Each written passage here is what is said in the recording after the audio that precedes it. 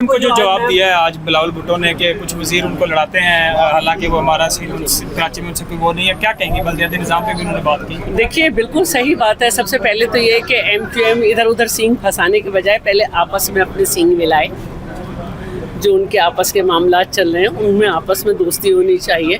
उसके बाद वो कोशिश करें कि उनको बिल्कुल अलग अलग हलकों से लड़ा कर उनको ये सीटें दी गई हैं, तो कुछ ज़रा वहाँ के लोगों में उतरे हैं, वहाँ के लोगों से मिले जुले, वहाँ के लोगों ने अपनाएं।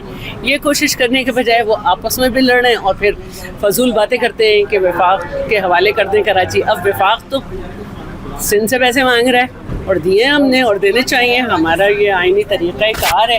अब वफाक से वो अपना गवर्नर नहीं ले पा रहे और कह रहे हैं कराची को हवाले कर दो।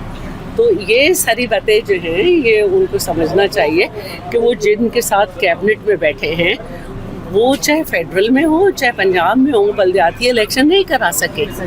और बजाय इसके कि आप सिंध में जब बल्दियाती इलेक्शन हो हिस्सा लें, 3 टाउन जो हैं वो PTI के पास हैं, 9 टाउन जमात इस्लामी के पास हैं। अगर आप लड़ते तो हो सकता है कि ये 12 टाउन आपके पास होते।